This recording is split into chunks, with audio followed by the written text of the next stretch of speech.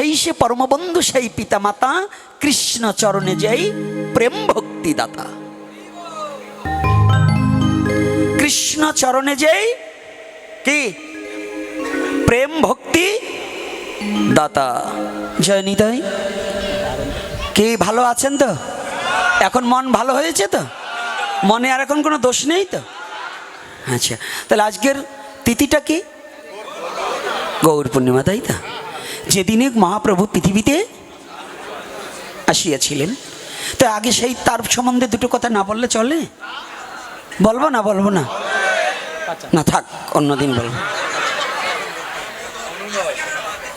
হ্যাঁ, বলতেই হবে? না থাক, আর তো ভাবছেন নাকি আমি না বলে যাব? আমি কি না বলা লোক? দেখলাম আপনাদের মহাপ্রভুর প্রতি লোভ আছে কেমন। বললেন কি বললেন? যাহার মুখে ভাই হরি কথা নাই, তাহার কাছে তুমি যেও না। যাহার মুখ দেখিলে ভুলে যাবে হরি, তাহার মুখ পানে চেয়েও না। এই বুঝতে পেরেছেন কথাটার তাৎপর্য কি? ধনাঢ্য ব্যক্তির সাথে খালি আত্মীয় করতে চাও, ও সাথে ধনাঢ্য ব্যক্তি কিন্তু কোনোদিনও আপনার মৃত্যু সময় একটু হরিনাম দেবে না। যদি তোমার বন্ধু সেই সে পরমবন্ধু সেই পিতামাতা, কৃষ্ণ চরণে যেই প্রেম ভক্তি দাতা। কৃষ্ণ চরণে যেই কি প্রেম ভক্তি দাতা।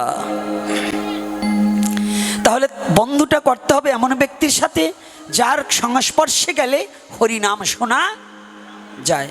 এই যে আজকাল এই যে মোবাইল বাহিনী না, ওরা বন্ধু করে কে কত গেমস খেলতে পারে, কে কত যে আবার জন্য কি করে জুয়ো খেলে, ওটার কি বলে রে? IPL। ওরে বাবা, ডিগ্রি কম না কিন্তু।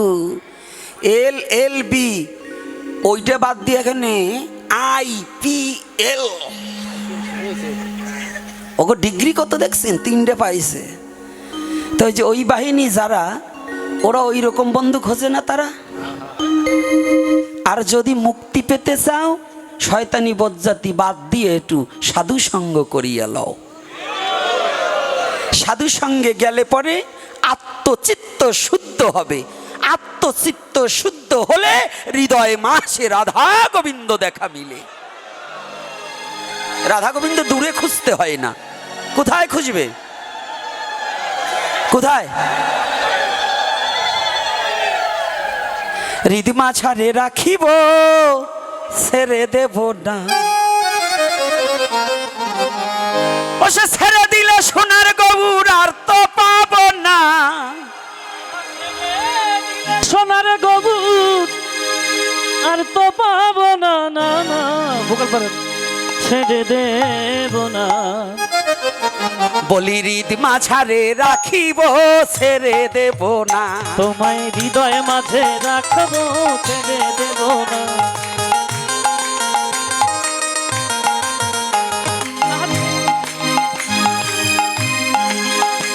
আমি ছেড়ে দিলে সোনার গৌর আর পাব না। আমি ছেড়ে দিলে সোনার গৌর আর পাব না।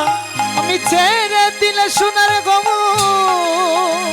ওই আর পাব না। না না না, ছেড়ে দেব না। আমার হৃদয় ছাড়ে রাখিব, ছেড়ে দেব না। আমার হিয়ার মাঝে রাখবো, ছেড়ে দেব না।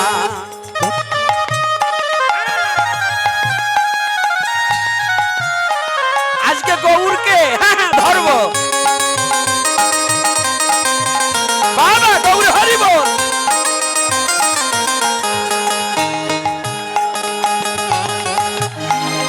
যেটাকে চাঁদে গৌর বলে, ওরে ভয় কিরে তার ভব কুলে। বাবা বাবা, যেটাকে চাঁদ গৌর গৌর বলে, ভয় রে তার ভব পারে।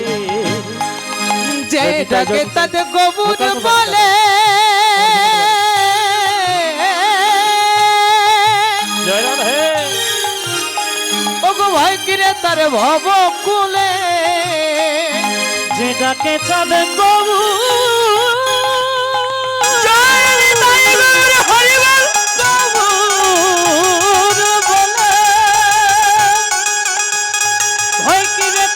ভব কুলে এই যেটাকে চাঁদ গৌর বলে ওই ভাই কিরে তার ভব কুলে ত্রিজভূষণ বলে অন্তিম কালে ভূষণ বলে অন্তিম কালে ত্রিজভূষণ বলে অন্তিম কালে রাঙাচরণ দিতে ভুলো না না না না রাঙাচরণ দিতে ভুলো না না না না যেতে দেব না আমার হৃদয় মাঝে রাখবো ছেড়ে দেব না, আমার হিয়ার মাঝে রাখবো ছেড়ে দেব না, বলে ছেড়ে দিলে সোনার গৌর আর তো পাবো না, ছেড়ে দিলে সোনার গৌর আর তো পাবো না, ছেড়ে দিলে সোনার গৌর আর তো পাবো না, ছেড়ে দেব না, তোমায় হৃদয় মাঝে রাখবো ছেড়ে দেব না, তোমায় বক্ষ মাঝে রাখবো ছেড়ে দেব না, তোমায় হৃদয় মাঝে রাখবো ছেড়ে দেব না।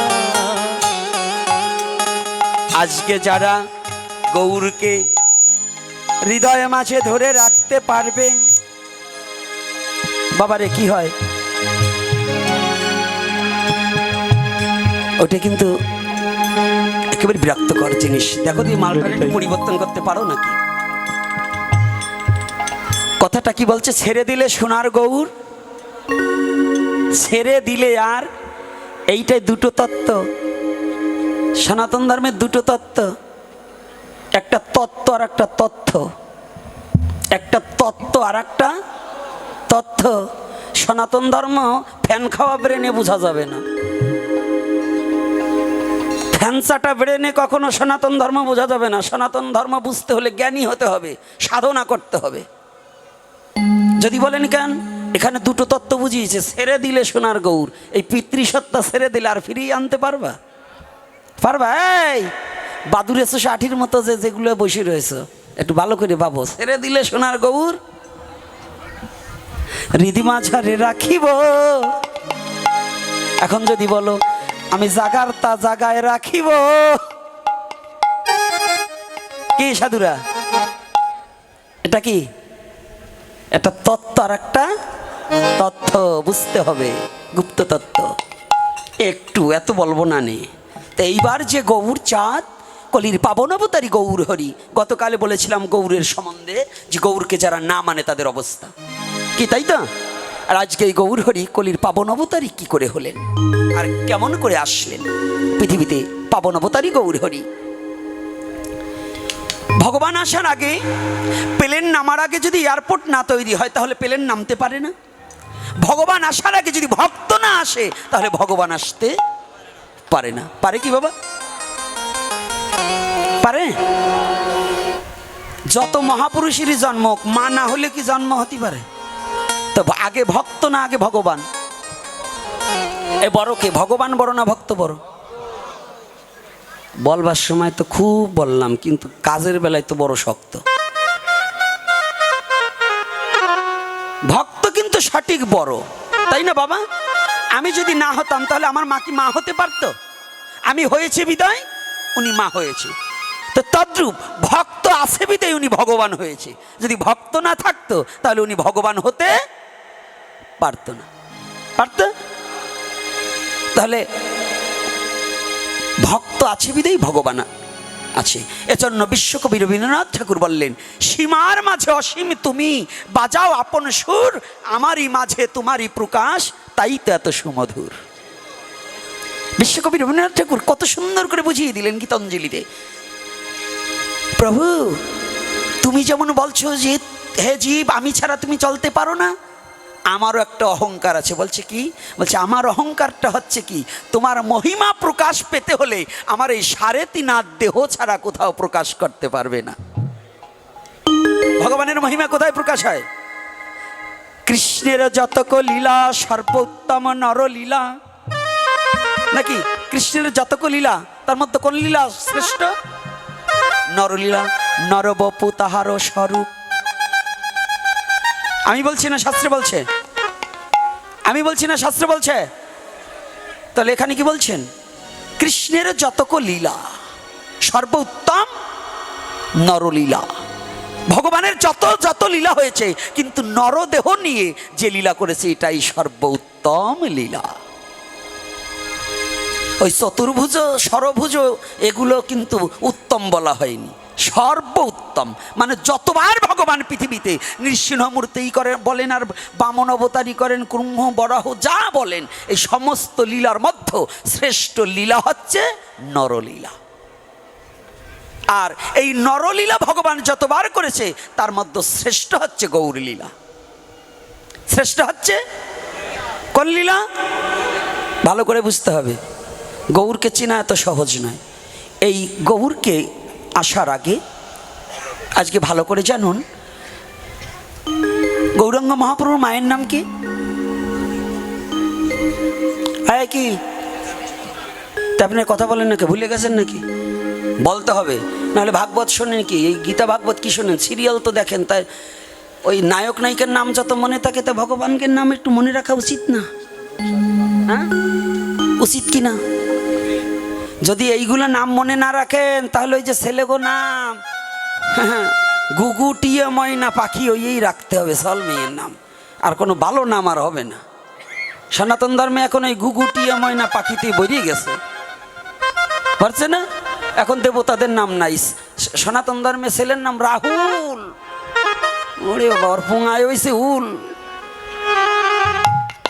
বুঝেন না? ওরে বাবা, নাম রাখছে কি? ওটা তো গেছেই। এই আবার আবার কয়েনতে কোন কথা আবার কয়েনতে বাইরে যায়, আবার রাগ করেন না। আমার কোটালিপাড়া এক জায়গায় গেছি, ওখানে নাম রাখছে ডিএল, ডিএল, তারপরে রাসেল। আরে এই রাসেল, ডিএল, কোয়েল এগুলো সনাতন ধর্মের নাম না। এটা তো বুঝতে পারছো না, নামের সাথেও সনাতন ধর্মের কিছু সম্পর্ক আছে। কোথায় আছে? ভাগবতে স্পষ্টভাবে প্রমাণ করেছে। অজামিল পাপী ছিল, ছিল না? তার ছেলের নাম কি রেখেছিল? নারায়ণ। নারায়ণ বলে মৃত্যু সময় ডাকার ফলে সাক্ষাৎ যমদূত আর বিষ্ণুদূতের কিন্তু মারামারি বেঁধে গিয়েছিল। যমদূত বলছে আমার ও সারা জীবনে অন্যায় করছে, আমি নেব। বিষ্ণুদূত বলছে না, ও মৃত্যুর সময় আমার প্রভুকে স্মরণ করছে, আমি নেব। বলছে কি করে হলো? তাহলে চলো বিচার দেব সেই ভগবানের কাছে, নারায়ণের কাছে। এইবার নারায়ণের কাছে বিচার নিয়ে গেছে। এইবার যমদূত বলছে প্রভু ও কোনোদিনও ভালো কাজ করেনি। এটাও তো দেখি তাই, ও তো কোনোদিন ভালো কাজ করেনি। বিষ্ণুদূত বলছে প্রভু ভালো কাজ করুক বা না করুক, শেষ সময় একটু আপনাকে ডেকেছে। নারায়ণ দেখে সত্যি তো তাই, শেষ সময় ডেকেছে তো। এখন প্রভু বলছে যমদূতদের, যমদূত তোমরা কষ্ট পেও না বাবা, ও যদিও সারা জীবন অন্যায় অপকর্ম করেছে কিন্তু ও আমাকে ডেকেছে। বলছে না না প্রভু, আপনাকে ডাকেনি, ওর ছেলের নাম নারায়ণ, তাই তাকে ডেকেছিল। আমাদের আঘাতের ভয়ে ওর ছেলেকে ডেকেছিল চিৎকার করে। আমার গোবিন্দ বললেন যমদূত, আমিই তো যম, আমি নারায়ণ, আমি দণ্ডধারী, আমি সমস্ত কারণের কারণ। তবে শুনে রাখো, ওর ছেলেকে উপলক্ষ করে হলেও ওই ছেলের নামটা তো আমার নাম রেখেছি। তাই ওর প্রাণপাখি বহির্গত হবার সময় যখন নারায়ণ বলে ডেকেছে, ওর ছেলের কথা নয়, নারায়ণ নাম উচ্চারণ করেছে, ওকে আমি বৈকুণ্ঠে নিয়ে যেতে দাও। এটা সনাতন ধর্মের কত বড় পয়েন্ট বুঝতে পেরেছেন? নামের কারণে অজামিল মহাপাপী হয়েও কি হয়েছে? বৈকুণ্ঠে চড়েছে। রাধে রাধে। আর আমাগো নাম কি? মিন্টু পেন্টু জন্টু। আবার ওই নামে কেউ থাকলে সেইতেন না। আমি ওটা বলছি না, বলতে চাচ্ছি, দেখুন আজকে শুনুন। এই শচী দেবী, ওমা মস্তকগুলো ফাঁকা হয়ে গেছে অনেকের।